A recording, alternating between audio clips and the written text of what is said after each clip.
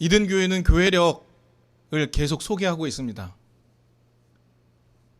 이든교회에 함께 하셨던 분들은 그래서 각 주일에 정해진 그 교회력에 해당하는 이름들을 다 알고 계십니다. 주보에도 소개하고 우리 항상 소개를 하고 있죠. 오늘은 무슨 주일인가요? 오늘은 왕이신 그리스도 주일입니다. 이든교회가 왕이신 그리스도 주일을 항상 강조하며 지키고 있기 때문에 이제 귀에 익숙하실 겁니다. 그런데 교회력 가운데 왕이신 그리스도 주일이 지켜진 것은 얼마 되지 않습니다. 역사가 길지 않습니다. 이유가 있습니다. 왜냐하면 세상 가운데 강한 힘을 가지고 스스로 왕이 되겠다고 자칭하면서 세상을 온통 두려움에 떨게 만들었던 이들이 등장했기 때문입니다. 그래서 그들에게 대항하여 오직 그리스도께서 왕이시다, 그리스도께서 사랑으로 온 세상을 다스리시는 진정한 왕이시다 라고 강력하게 선포하고자 했습니다. 그리고 제정한 것이 왕이신 그리스도 주일입니다. 이런 일들이 언제 일어났었냐면요, 20세기 초반에 일어났습니다. 1차 세계대전이 끝나고요, 세상이 술렁이던 시기 1925년에 세상의 왕이 되고 싶었던 사람이 있었습니다. 이탈리아의 수상 무솔리니라는 사람. 이 사람이요, 스스로 지도자, 그 중에서도 최고 지도자를 의미하는, 원래는 리더라는 의미의 단어인데 그것으로 이탈리아어로 일 두체라고 하더라고요. 두체. 두체라는 표현을 자기에게 갖다 붙입니다. 나는 최고의 통치자다. 스스로를 그렇게 부르면서 우리에게 익숙한 파시즘으로 세상을 호령하기 시작합니다. 극단적인 권위주의, 민족 우선주의, 인종차별주의, 이런 것들을 내세우며 파시즘으로 세상을 호령하기 시작하죠. 힘으로 세상을 휘두르는 이 모습에 사람들이 반했습니다. 많이 좋아했습니다. 그런데 같은 시기에 독일에서는 누가 등장했습니까? 나치당의 히틀러가 등장을 했습니다. 히틀러는 무솔리니에게 자극을 받아서 점점 더 폭력적으로 변해가게 되고 자신도 세상의 왕이라고 외치게 됩니다.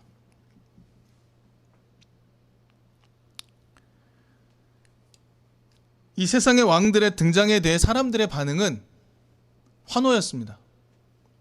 특별히 고통 가운데 놓여있는 사람들이 강력한 리더들을 원하기 시작하면서 힘으로 세상을 호령하겠다고 등장하며 나서는 사람에 대해 환호를 보내기 시작했습니다. 이런 현상들은 지금도 비일비재하게 일어나고 있습니다. 힘을 숭배하는 모습들, 힘을 그리워하고 힘을 구사하는 사람들을 추앙하는 모습들, 이 모습들은 여전히 등장을 하게 되죠. 그래서 사랑으로 세상을 다스리는 예수, 그 예수는 잊어버리게 됩니다. 그리고 힘을 숭배하기 시작하죠. 바로 이 시기에 교회가 반응하기 시작했습니다. 세상의 독재자를 왕의 자리에서 끌어내리기 위해서 그리스도는 왕이시다 고백하는 주일, 왕이신 그리스도 주일을 제정하게 된 것이죠. 어떤 의도입니까? 세상의 권력자들이 가지고 있는 그 어떠한 힘으로 지배하는 통치 방식도 거절하겠다. 오직 사랑과 섬김과 생명과 평화로 세상을 다스리시는 그 하나님 나라를 보여주신 예수를 왕으로 고백한다 라는 겁니다. 교회가 최고야, 교회가 말하는 그리스도가 온 세상의 왕이야, 우리 말을 들어, 이게 아니고요, 온 세상을 힘으로 호령하는 자들을 향하여, 아니 세상을 사랑과 섬김과 생명과 평화로 다스리시는 그 예수를 왕으로 모시겠다라는 세상을 거스르는 굉장히 중요한 고백이었던 것이죠. 이것이 왕이신 그리스도 주일 제정에 나타난 것입니다. 이렇게 교회가 선언을 했습니다. 그러면 모든 교회가 동참했을까요? 아니요, 그렇지 않습니다. 히틀러에게 독일 교회는 봉사했습니다. 그러나 그런 교회를 거절하고 나온 고백교회와 같은 모습이 있었죠. 한국은 어떻습니까? 신사참배하며 권력 앞에 머리를 조아렸던 역사가 있습니다.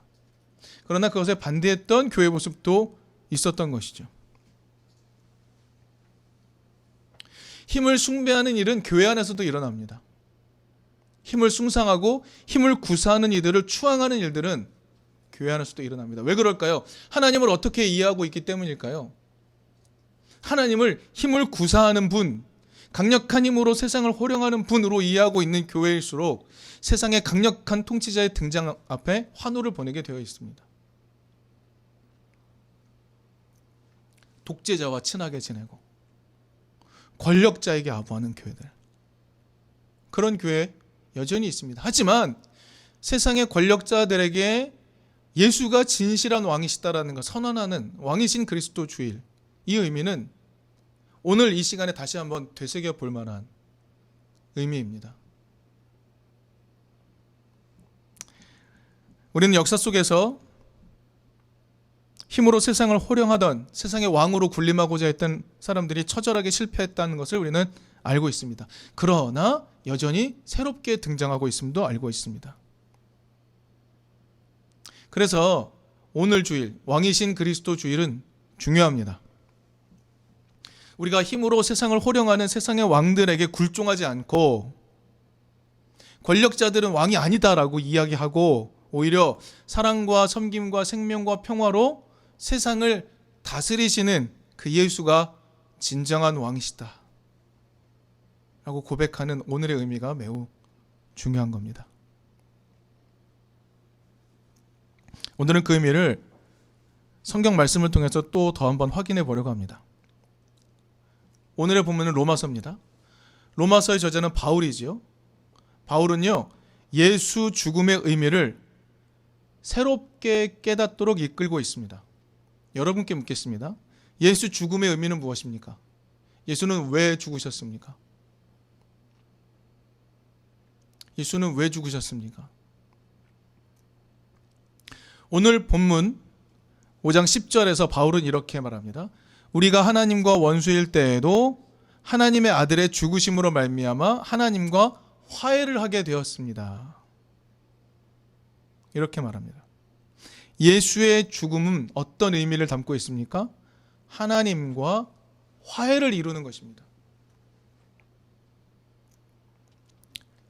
그런데 바울은 처음에 예수의 죽음을 어떻게 이해했을까요? 회심하기 전 바울이 가졌던 예수의 죽음, 어떻게 이해하고 있었습니까? 네. 율법을 누구보다 잘 알았던 바울, 신명기 21장 22절 23절에 이렇게 이야기하죠. 나무에 달린 사람은 하나님께 저주를 받은 사람이라는 구절, 이거 분명히 알았습니다. 그래서 나무 십자가에서 죽은 예수는 하나님께 저주를 받아 죽은 사람이라고 확신했습니다. 바울은 하나님을 엄청나게 신앙했던 사람이죠. 그런데 바울이 보기에 예수는 하나님께 저주받아 죽은 사람이었던 겁니다. 여기에는 유대 권력자들의 정치적 계략이 숨어 있죠. 우리는 알고 있습니다. 유대 권력자들, 로마의 다스림을 받지만 그럼에도 유대인들을 다스리는 유대 권력자들이 있었지 않습니까? 그 유대 권력자들은요, 자신들의 손으로 예수를 죽일 수 있었습니다. 돌로 쳐서 죽일 수도 있었습니다. 그러나 예수를 직접 죽이지 않고 로마의 손을 빌려 나무 십자가에 달려 죽게 만들었습니다. 이미지를 만드는 거죠. 프레임을 만든 겁니다. 예수는 하나님께 저주를 받은 사람이라는 메시지를 사람들에게 정치적 메시지를 보여준 겁니다. 바울은 그것을 매우 충실하게 완전하게 받아들였죠. 그래서 바울은 그 사람은 하나님과 완전히 단절된 사람이라고 확신하게 되었던 것. 이게 바울이 예수의 죽음에 대해 가졌던 최초 생각이었던 겁니다. 그랬던 바울이 완전히 변해서 오늘 본문과 같은 말씀을 전해주고 있는 겁니다. 예수는 하나님과 이스라엘 백성이 화해하는 길이 무엇인지 목숨을 다하여 알려주셨다는 겁니다. 다시 한번요. 예수는 하나님과 이스라엘 백성이 화해하는 길이 무엇인지, 어떤 것인지 목숨을 다하여 알려주셨다는 겁니다. 이게 예수 죽음의 의미입니다.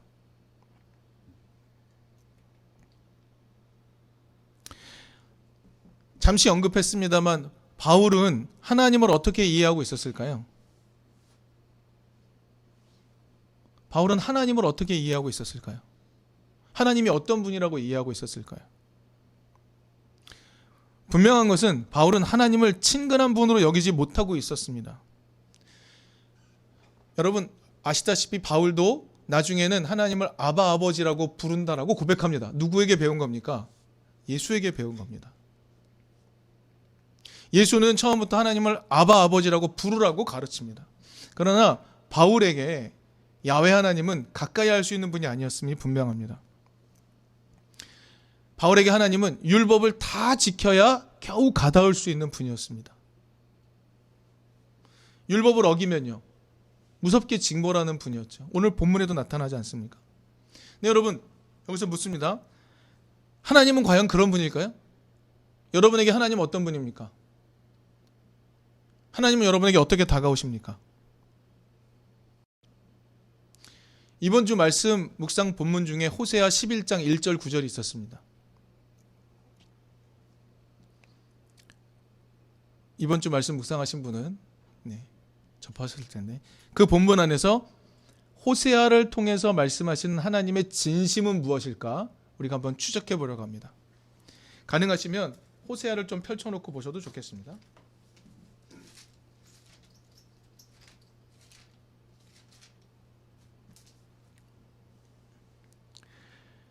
하나님이 호세아를 통해 이렇게 말씀하십니다. 너희 이스라엘아, 너희는 나에게 돌아올 마음이 없구나. 너희는 나에게 돌아올 마음이 없구나라는 것을 하나님은 알고 계셨습니다. 하나님이요 굉장히 어머니적인 모습으로 설명을 많이 하시죠. 내가 너를 품에 안았고 돌보았고 이렇게 세웠고 계속해서 얼마나 따뜻하게 보살피셨는지를 하나님이 스스로 말씀해 주십니다. 내가 너희를 그렇게 돌보았다. 그러나 그럼에도 불구하고 이스라엘 너희는 나에게 돌아올 마음이 조금도 없구나라는 것을 하나님은 알고 계셨습니다. 하나님은 이스라엘이 하나님을 정말 강력하게 거부하고 있다는 것을 알고 계셨습니다. 그런데 그 결국은 어떻게 되는 거죠? 그 결국은 패망하는 것이었습니다. 하나님이 계속 경고합니다. 그런데도 이스라엘은 강력하게 하나님을 거절합니다. 자, 여러분 또 질문을 던져볼까요? 하나님을 떠나려는 사람의 의지가 강력할까요? 아니면 사람을 벌하려는 하나님의 의지가 강력할까요? 하나님을 떠나려는 사람의 의지가 강력할까요? 사람을 벌하려는 하나님의 의지가 강력할까요? 이 경쟁에서 누가 이길까요? 호세아는 이렇게 말하죠. 하나님을 떠나려는 사람의 의지가 더 강력하다는 걸 보여줍니다. 하나님을 떠나려는 마음이 훨씬 더 강력합니다. 하나님이 아무리 호령하시고 혼내려고 해도 사람은 귓등으로도 듣지 않습니다. 여러분 우리의 마음을 잘 돌아보십시오. 사람은 결코 하나님께로 돌아가려 하지 않습니다. 기회만 된다면 사람은 힘을 숭배하고 힘을 숭상하며 그곳으로 나아가려고 합니다. 자, 하나님의 뜻과 사람의 뜻이 충돌합니다. 하나님은 어떻게 하시죠? 하나님은 어떤 선택하십니까? 내 말 듣지 않는 것들 너희 다 멸절시켜버리겠다. 이렇게 말씀하시나요? 그렇지 않습니다. 호세아 11장 8절 이하를 보면 하나님 이렇게 말씀하고 계시죠. 에브라임아, 내가 어찌 너를 버리겠느냐. 이스라엘아, 내가 어찌 원수의 손에 너희를 넘기겠느냐. 너를 버리려고 해도 나의 마음이 허락하지 않는구나. 너를 불쌍히 여기는 애정이 나의 속에서 불길처럼 강하게 치솟아 오르는구나.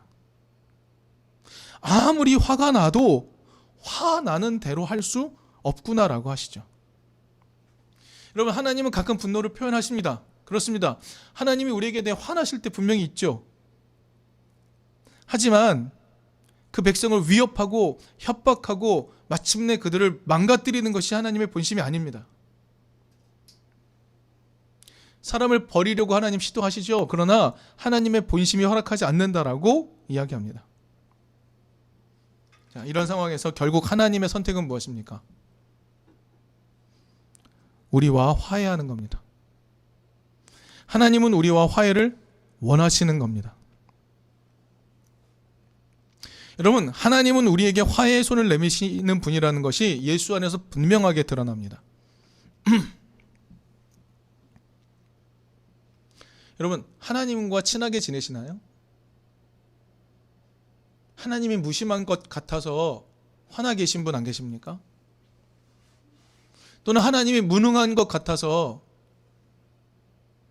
괴로움은 안 계신가요? 지금 돌아보면 우리는 하나님과 화해하지 못하고 있는지도 모릅니다. 그런데 성경이 알려주고 있는 바는 하나님은 이미 우리에게 화해의 손을 내미셨다는 겁니다. 이제 하나님과 화해하기 위해 필요한 결정적 요소는 뭐냐면 사람이 하나님과 화해하는 방법을 찾아내는 겁니다. 바울은 깨달았죠. 율법을 착실하게 지키는 것과 상관없다. 이게 바울이 경험한 것이었습니다. 바울은 부활한 예수를 만나고 변하죠. 완전히 변합니다. 그리고 난 다음에 예수의 삶을 다시 성찰했습니다. 그리고 난 다음에 하나님과 화해하는 방법을 예수를 통해 배운 겁니다. 예수의 모습에서 하나님을 발견하죠. 하늘을 자기 집으로 삼지 않고 사람과 화해하기 위해 찾아오시는 하나님 모습을 발견했습니다. 그 바울은요, 예수의 삶에서 하나님과 화해하는 것이 어떤 것인지 확인한 거죠. 그래서 여러분, 바울의 글을 잘 살펴보시면 바울은 예수의 죽음에서 두려움을 찾아내지 않습니다. 예수의 죽음을 두려운 것으로 묘사하지 않습니다.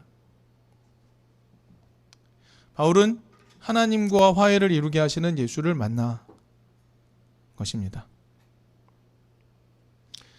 소라자매님 기도해 주셨지만 서로를 있는 그대로 받아들이는 것, 이것은 하나님의 태도입니다. 하나님이 우리를 그렇게 받아들이십니다. 우리는 계급을 살피고 사람을 분류하여 내가 만날 사람과 만나지 않을 사람을 구분합니다. 하나님은 그러시지 않습니다. 하나님은 악인이라 할지라도 그대로 받아들이십니다.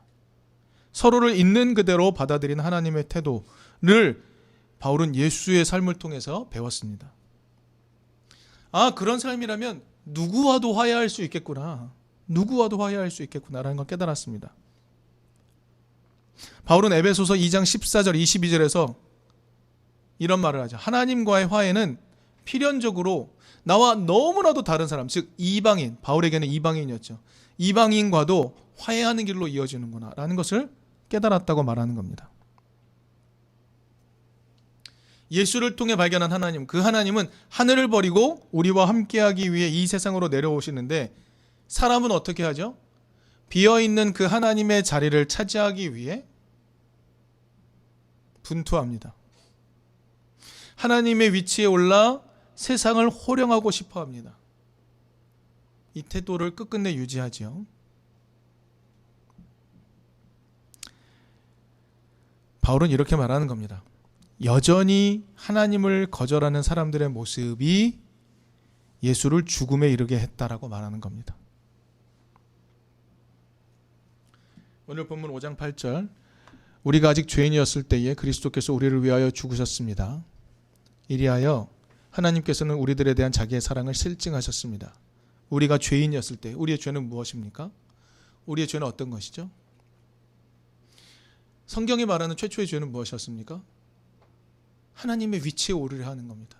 근데 그때 갈망했던 하나님의 위치는 어떤 겁니까? 힘으로 세상을 호령하는, 하나님이 되어 세상의 모든 것을 다스리고 싶어하는 그 죄의 모습, 여전히 하나님의 방식을 거절하는 사람들의 모습이 예수를 죽음에 이르게 했다라고 말하고 있는 겁니다. 그런데 바울의 글을 읽다 보면 좀 의미를 헷갈리게 하는 그런 구절이 있습니다. 5장 바로 앞에 4장 25절 마지막은 이렇게 말해요. 예수는 우리의 범죄 때문에 죽임을 당하셨고 우리를 의롭게 하시려고 살아나셨습니다. 이렇게 말합니다. 범죄 때문에 죽임을 당하셨다. 여러분, 이 말을 어떻게 이해하고 계십니까? 예수는 우리의 범죄 때문에 죽임을 당하셨다. 어떻게 이해하고 계십니까? 하나님과 화해하려면 우리의 범죄를 완전히 상쇄하는 예수의 죽음이 필요하다. 이겁니까? 이런 겁니까? 하나님과 화해하려면 우리의 범죄를 완전히 상쇄하는 예수의 죽음이 필요하다라는 말일까요? 그렇지 않습니다. 예수가 우리의 범죄 때문에 죽임을 당하셨다라는 것의 말의 의미는 예수가 죄값을 치르기 위해 우리 대신 죽었다라는 의미가 아닙니다. 이겁니다. 하나님과 화해하는 방법을 보여주신 예수의 길이 지독히도 싫은 사람들이 있습니다. 하나님과 화해하는 방법 보여주신 그 예수의 길을 지독히도 싫어하는 사람들이 있습니다. 권력자들, 권력을 숭상하는 자들, 힘을 숭배하는 자들, 나에게 풍요를 가져다주는 거짓 우상들을 섬기고자 하는 자들, 그들은 예수의 방법, 하나님과 화해하는 예수의 방법을 지독히도 싫어합니다. 여전히 이 땅 위에서 일두체가 되고 싶은 사람들, 그 사람들의 태도가 예수를 받아들이지 않고 그를 죽음에 이르게 했다는 겁니다. 그 범죄가 예수를 죽음에 이르게 했다는 겁니다.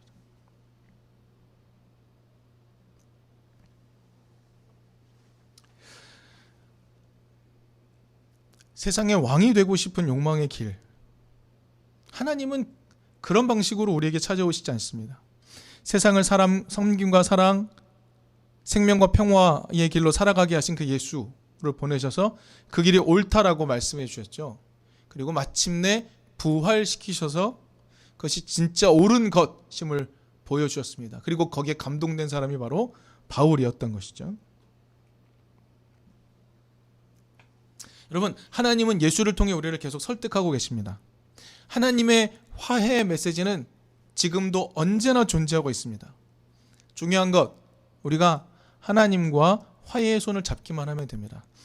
하나님의 화해의 손을 잡는 방법은 무엇인가요? 예수의 삶을 나의 삶으로 체화하는 겁니다. 예수의 길을 기쁨으로 받아들이고 그 길에서 일어나는 감격들을 경험해 가는 겁니다. 예수의 길이 우리에게 보여주시는 그 생명을 내 스스로 체험하고 경험하는 겁니다. 이게 하나님과 화해하는 겁니다. 세상은 자꾸 세상의 왕으로 나아가라고 이야기합니다. 예전부터 많이 들었던 기도가 성경에 들어있지만 머리가 될지언정 꼬리가 되지 않게 해달라는 기도를 수없이 많이 들어왔습니다. 머리가 되어라. 세상의 왕이 되어라. 너의 작은 커뮤니티 안에서 리더가 되어라. 왕이 되어야 한다. 다스리는 자가 되어야 한다. 예수의 삶의 길은 어땠습니까? 예수의 삶의 길은 친구가 되어 주어라.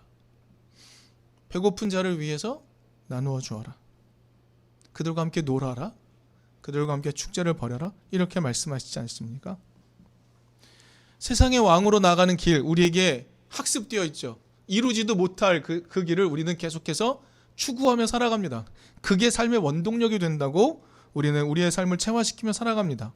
그러나 예수의 삶의 길로 나아가게 되면 우리는 하나님과의 화해가 가져다주는 진정한 평화를 맛볼 수 있게 되는 겁니다. 화해를 위해 하나님이 먼저 손을 내미셨습니다. 예수를 통해 내미셨습니다. 그 손을 잡는 것은 오늘 우리의 몫이라고 할 수 있습니다.